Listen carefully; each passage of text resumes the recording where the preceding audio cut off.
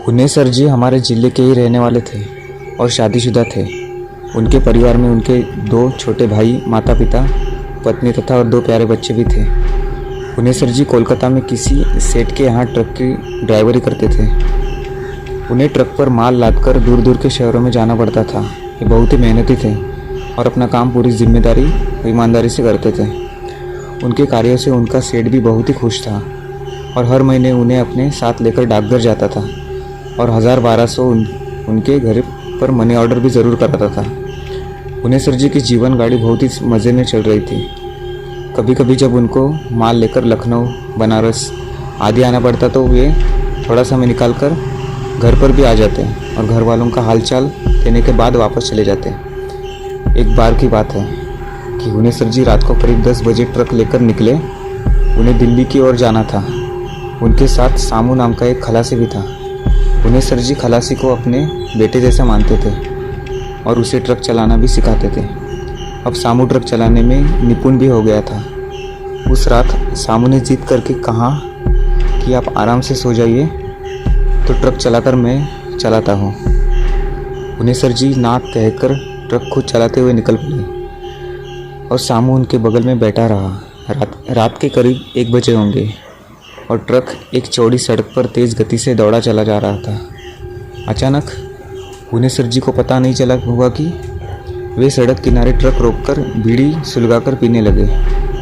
बीड़ी पीने के बाद वे सामू से बोले कि मुझे बहुत नींद आ रही है तो मैं सोने जा रहा हूँ। तुम एक काम करो, मज़े में ट्रक चलाकर ले चलो। सामू तो ट्रक चलाना ही चाहता था। उसने हाँ में हाँ भरकर ट्रक की स्टीयरिंग पकड़ ली और धीमी गति से ट्रक को दौड़ाने लगा। लगभग आधे 1 घंटे के बाद जब सामू को लगा कि अब हुनेसर जी गहरी नींद में सो रहे हैं तो उसको मस्ती सूझी। उसने ट्रक की स्पीड बहुत ही तेज़ कर दी और गुनगुनाते हुए ड्राइविंग करने लगा। अचानक उसे पीछे से एक और ट्रक आता दिखाई दी, शायद जिसकी स्पीड और भी तेज़ थी। उसने सोचा कि शायद पीछे से आ रही ट्रक उससे आगे निकलना चाहती है। सामू का भी खून अभी तो एकदम नया था। वह भला ऐसा क्यों होने दे। उसने भी ट्रक का एक्सीलेटर चापते हुए ट्रक को और भी तेज़ दौड़ाने लगा। अरे यह क्या! उसने ट्रक की स्पीड इतनी बढ़ा दी कि ट्रक अब उसके काबू से बाहर हो गई। वह कुछ सोच पाता इससे पहले ही ट्रक सड़क छोड़कर उतर गई और एक पेड़ से टकराकर पूरी तरह से नष्ट हो गई। इस दुर्घटना में हुनेसर जी तो प्रभु के प्यारे हो गए, पर सामू बच गया। उसे कुछ ट्रक चालकों ने पास में अस्पताल में भर्ती कराकर उसके सेठ को सूचना भिजवा दी थी। सामू 4-5 दिन अस्पताल में ही पड़ा रहा। उसे अपनी गलती पर बहुत ही पछतावा हो रहा था। उसकी एक गलती ने उसके पिता समान हुनेसर जी को अपनी जान गंवानी पड़ी थी।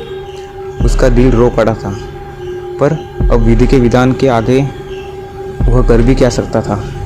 उसने तय कर लिया था कि अब वह जो भी कमाएगा उसका आधा हुनेसर जी के परिवार को दिया करेगा। अस्पताल से छुट्टी मिलने के बाद वह वापस कोलकाता में आ गया। अपने सेठ से मिलकर उसने सारी बात बताई और अपनी गलती पर फूट फूट कर रोने लगा। सेठ ने उसे समझाते हुए कहा कि अब रोने धोने से कुछ नहीं होने वाला, पर हम अभी हुनेसर जी के परिवार वालों को कुछ बताएंगे नहीं और समय समय पर उसके परिवार की मदद भी करते रहेंगे। इसके साथ ही उन्होंने सामू से एक ऐसी बात बताई जिसे सुनकर सामू पूरी तरह से डर गया। उसके रोंगटे खड़े हो गए। दरअसल सेठ ने सामू को बताया कि हुनेसर जी बराबर बताया करते थे कि मालिक, जब भी यहाँ से माल लेकर दिल्ली के लिए निकलता हूँ तो रात को करीब 1-2 बजे एक सुनसान जगह पर ऐसा लगता है कि कोई ट्रक तेज़ी से पीछे से आ रहा है और हमें ओवरटेक करने की कोशिश कर रहा है। पीछे देखने पर वह ट्रक दिखाई नहीं देता, पर ट्रक के मिरर में वह साफ साफ ओवरटेक करते हुए दिखता है।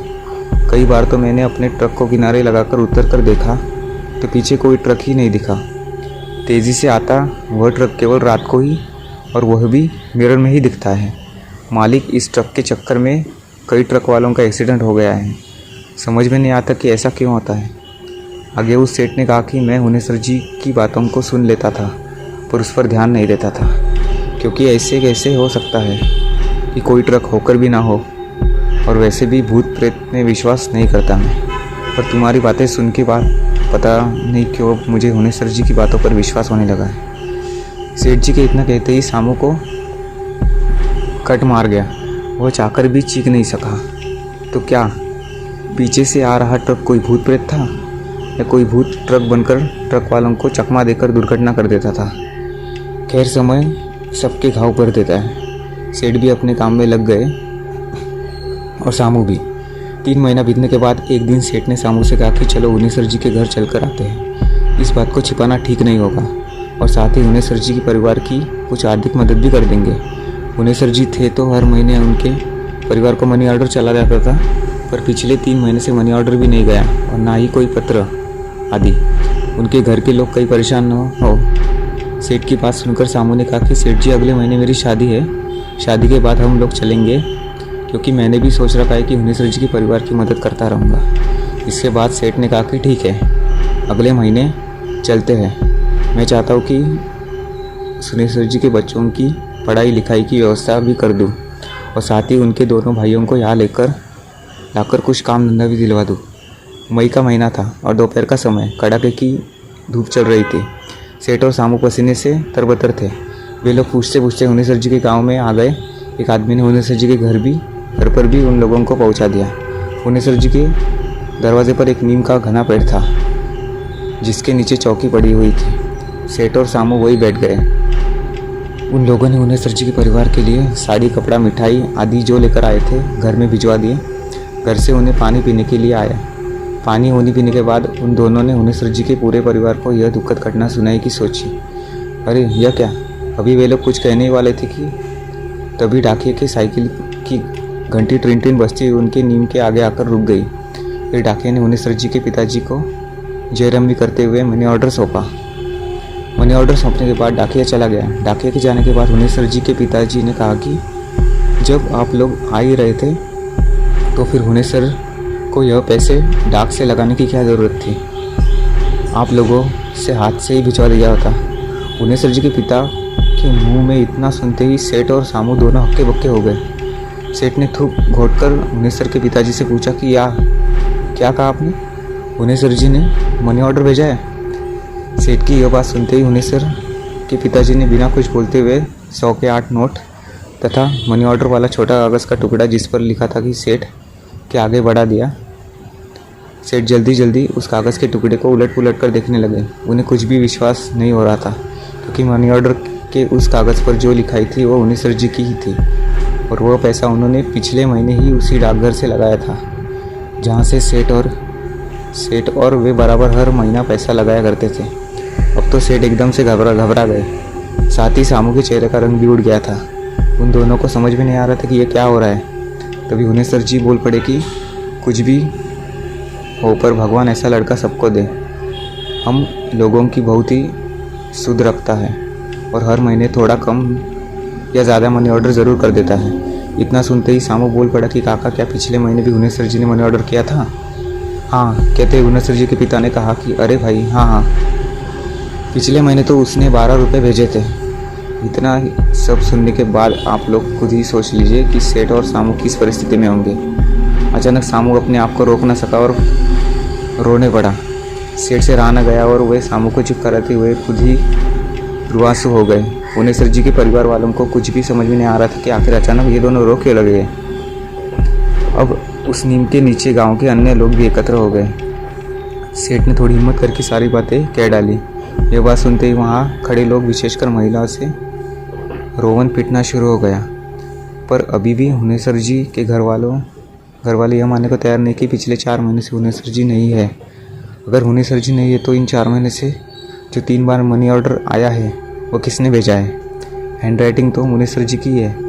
इतना ही नहीं, 2 महीने पहले उसका एक पत्र भी मिला था, जिसमें उसने लिखा था कि बापूजी, कुछ ज़रूरी काम आ जाने के कारण 1 साल तक मैं घर नहीं आ सकता, पर मनी ऑर्डर बराबर भेजता रहूँगा। काफ़ी कुछ सांत्वना के बाद हुनेसर जी को एक दुर्घटना की पुलिस द्वारा ली गई कुछ तस्वीरें और डॉक्टर की रिपोर्ट के बाद हुनेसर जी के घर वाले माने कि अब हुनेसर जी नहीं रहे, पर वह भी बुरी तरह से नहीं। गाँव वाले और कुछ हितनाथ के कहने सुनने के बाद हुनेसर जी की अंतिम क्रिया संपन्न की गई। सारे कर्म विधिवत संपादित किए गए। इसके बाद हुनेसर जी के दोनों भाई सेठ के पास कोलकाता चले गए। सेठ ने उन्हें एक कारखाने में अच्छे वेतन पर नौकरी दिलवा दी। इसके साथ ही सेठ हर महीने हुनेसर जी के परिवार के लिए कुछ पैसे मनी ऑर्डर करता रहा। खैर जो भी, पर अभी भी सामू को यकीन नहीं कि उसका पीछा करने वाला ट्रक कोई भूत चला रहा था और मरने के बाद भी हुनेसर जी अपने परिवार को मनी ऑर्डर करते रहे। खैर अब हुनेसर जी के परिवार को पूरी तरह यकीन हो गया कि अब हुनेसर जी इस दुनिया में नहीं है, क्योंकि अब उनका पत्र मनी ऑर्डर आदि भी नहीं आता था। इस घटना को भी तो काफ़ी समय हो चुके हैं। धन्यवाद।